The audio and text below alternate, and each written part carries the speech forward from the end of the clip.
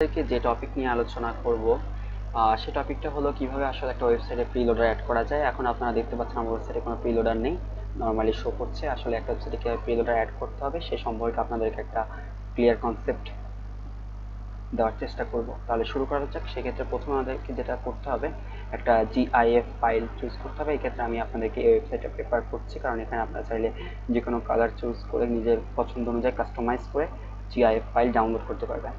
তাহলে শুরু করা যাক। প্রথমে যেটা করতে হবে, কোড এডিটরে আসার পর একটা ডিপ ফাইল নিতে হবে, ডিপ নিতে হবে, ডিপ ট্যাগ। আর ডিপ ট্যাগের ভিতরে যেটা করতে হবে, একটা আইডি বসাতে হবে। আমি এক্ষেত্রে আইডিটার নাম লোডিং দিয়ে দিলাম, আপনারা চাইলে যে কোনোটা ইউজ করতে পারেন। তারপরে কন্ট্রোল এস প্রেস করে সেভ করতে হবে, দেন সিএসএস এ আসতে হবে।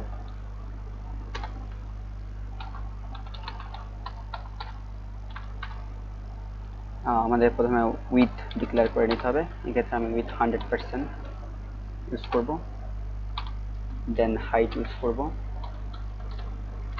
100 vertical height, then position fixed, then background। এক্ষেত্রে ব্যাকগ্রাউন্ড কালার হিসেবে আমি হোয়াইট ইউজ করছি, আপনারা চাইলে আপনাদের পছন্দ অনুযায়ী যে কোনো কালার ইউজ করতে পারেন।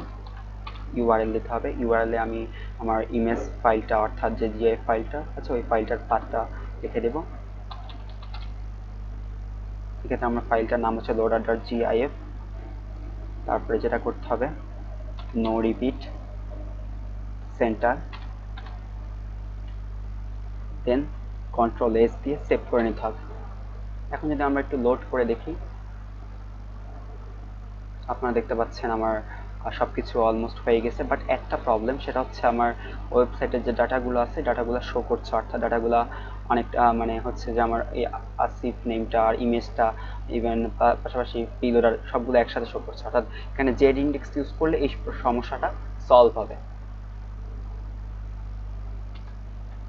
এক্ষেত্রে আমি জেড ইন্ডেক্স 1 ইউজ করব, দেন আর আমার ওয়েবসাইটের যে ব্যাকগ্রাউন্ডে যেগুলো ছিল, অর্থাৎ প্রিলোডারের সাথে যেগুলো ছিল ওগুলো আর শো করবে না। এখন দেখতে পাচ্ছেন পুরো ওয়েবসাইটটা মধ্যে সুন্দরভাবে প্রিলোডারটা শো করছে।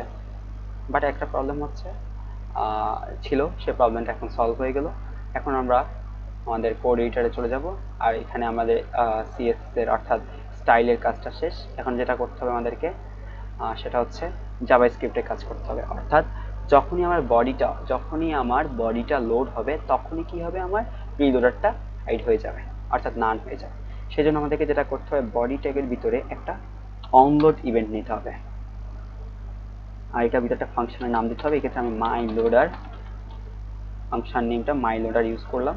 আপনারা চাইলে আপনাদের পছন্দ মতো যে কোনো নেম ইউজ করতে পারেন। আর ফাংশনের মধ্যে প্যারামিটার রাখবো না, প্যারামিটার নাল। দেন যেটা করতে হবে, স্ক্রিপ্ট ট্যাগ ইউজ করতে হবে,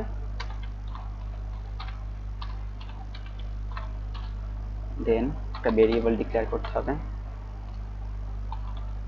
লোডিং ওয়েবসাইট। আপনারা চাইলে যে কোনো ভেরিয়েবল নিতে পারেন।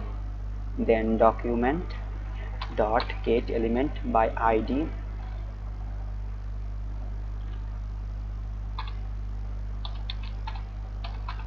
আমি এই ভেরিয়েবলের মধ্যে যেটা স্টোর করব সেটা হচ্ছে আমার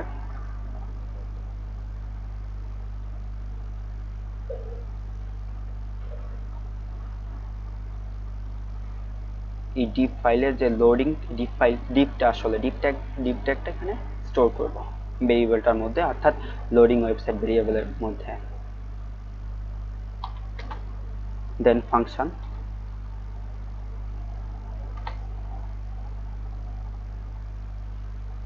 এখানে যেটা করতে হবে, আমাদেরকে এই ফাংশনটা লিখতে হবে।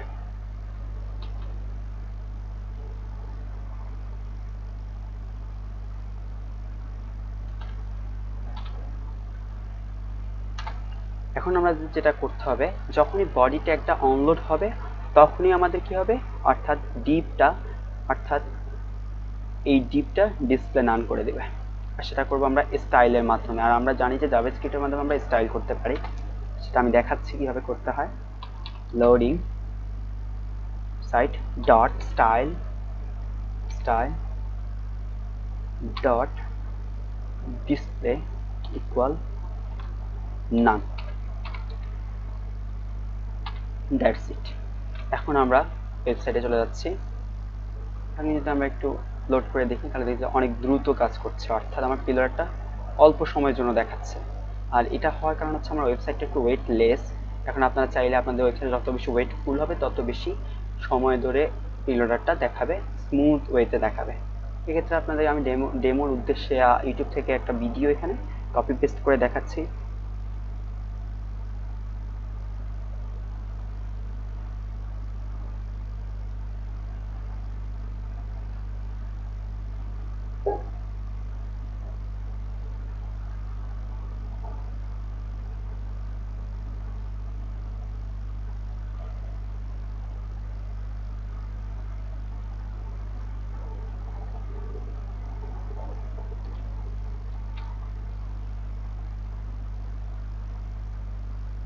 এখন দেখবেন অনেকটা স্মুথলি কাজ করছে, অনেকটা সময় নিচ্ছে,